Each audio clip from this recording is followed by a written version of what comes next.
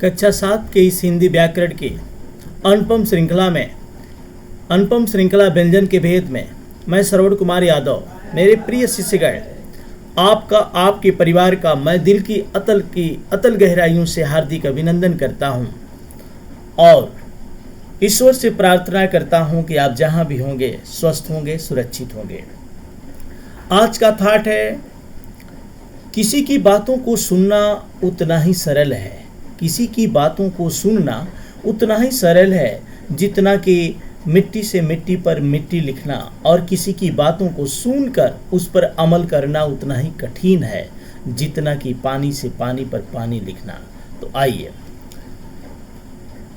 व्यंजन के भेद में मैं कल बताया था, र के बारे में बताया था, ठीक है। आज मैं बताऊंगा व्यंजन का स्वर से संयोग। व्यंजन का व्यंजन से संयोग कल बताया था, आज मैं बताऊंगा व्यंजन का स्वर से मिलन कैसे होता है। व्यंजन का उच्चारण स्वर की सहायता से ही संभव होता है, ये सभी जानते हैं। व्यंजन का उच्चारण स्वर की सहायता से ही संभव होता है, यानी जब तक व्यंजन में स्वर नहीं मिलेगा तब तक व्यंजन का उच्चारण शुद्ध रूप से नहीं किया जा सकता है। व्यंजन के साथ स्वर मात्रा के रूप में जुड़ते हैं। व्यंजन के साथ जो स्वर होते हैं उनकी मात्रा लगाई जाती है। मात्राओं का अध्ययन हम पिछले अध्याय में कर चुके हैं।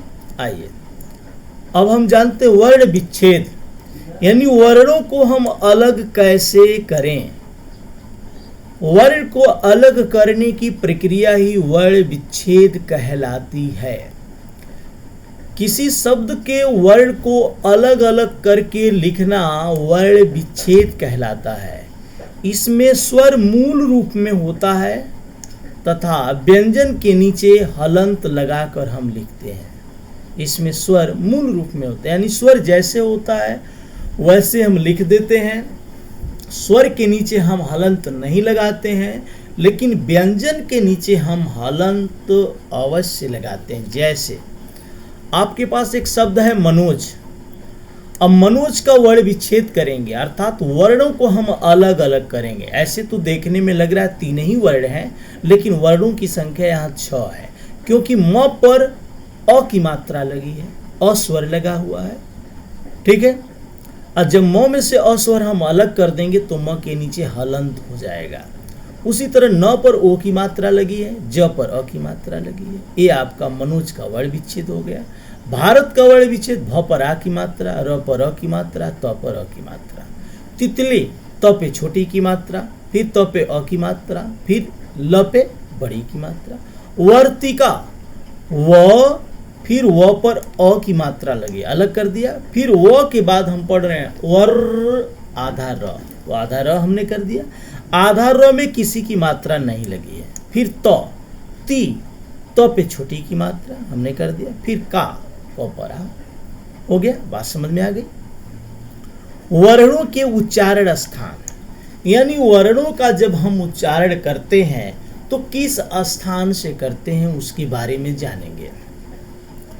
वर्णों के उच्चारण करते समय श्वास वायु का मतलब वही हवा है, मुख के जिस भाग को स्पर्श करती है। जब भी हम किसी वर्ण का उच्चारण करते हैं तो हमारा मुख किसी न किसी भाग को अवश्य स्पर्श करता है, मतलब छूता है।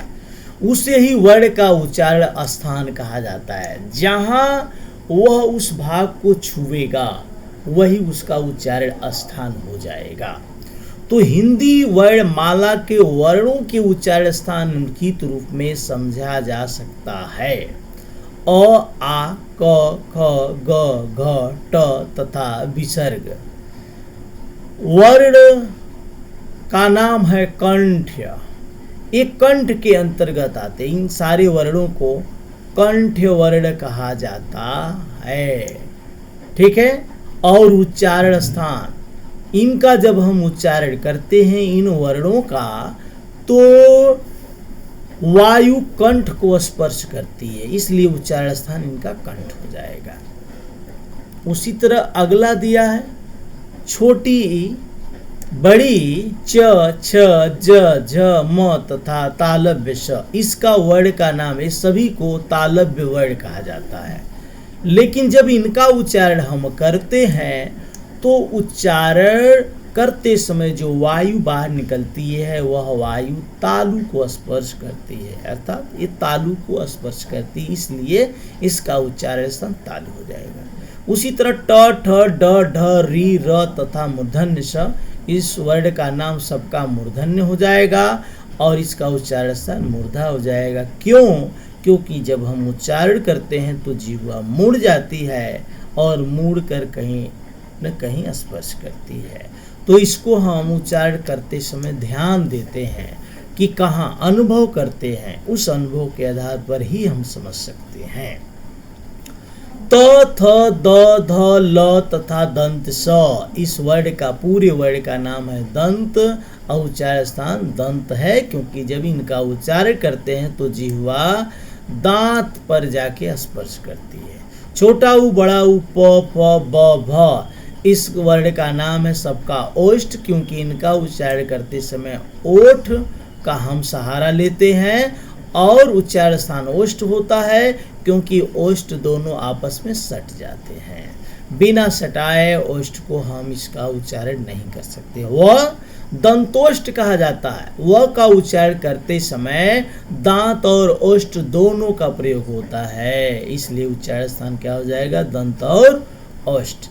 ए तथा ऐ, इनका वर्ण का नाम है कंठ तालव्य, अर्थात कंठ और तालव्य दोनों का सहयोग लिया जाता है। उच्चारण स्थान भी कंठ और तालु है, क्योंकि ए ऐ को बोलने में कंठ और तालु दोनों का स्थान का प्रयोग होता है।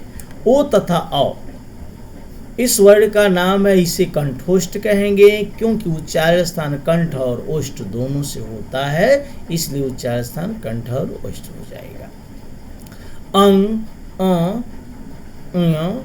इय, अड़, न तथा म, ए नासिक, क्योंकि इनका उच्चारण हम नाक से करते हैं, इसलिए इसका उच्चारण स्थान नासिका हो जाएगा। इन सारे वर्णों को नासिक्य कहते हैं।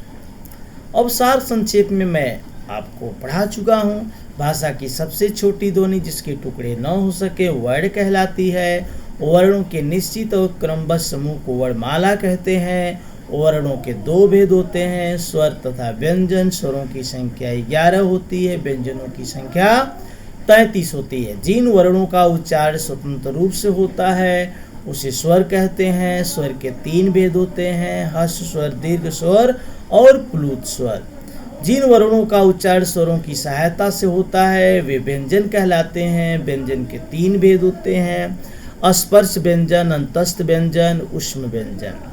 2 या 2 से अधिक व्यंजनों से मिलकर बने व्यंजनों को संयुक्त व्यंजन कहते हैं, जो आपको बताया जा चुका है। शब्द से वर्णों को अलग अलग करना वर्ण विच्छेद कहलाता है। व्यंजनों के परस्पर संयोग को वर्ण संयोग कहते हैं। मुख के जिस अंग से जो वर्ण उच्चारित होते हैं उसे ही उस वर्ण का उच्चारण स्थान कहते हैं। ये लगभग आप कर चुके हैं। अब आपका प्रश्न नंबर 2 है, इसे आप फिल करेंगे। क्वेश्चन नंबर 3 है, इसे आप करेंगे। क्वेश्चन नंबर 4 है, इसका वर्ण विच्छेद करेंगे। फिर आपका क्वेश्चन नंबर 1 है, इसे आप कर सकते हैं। 2 है, 3 है, इसे आप करेंगे। यहाँ नाम लिखेंगे। चित्रों से पहला अक्षर लिखिए र, घ, क, ठीक है, ऐसे लिखना है। ऐसे आप फिल करेंगे। कल उस पर चर्चा करेंगे क्वेश्चन पर, उसके बाद शब्द विचार आपको पढ़ाएंगे। तो यह हिंदी व्याकरण की अनुपम श्रृंखला आपको कैसी लगी आप अवश्य कमेंट करके बताएंगे। वक्त है आपसे विदा लेने का। जय हिंद, जय भारत।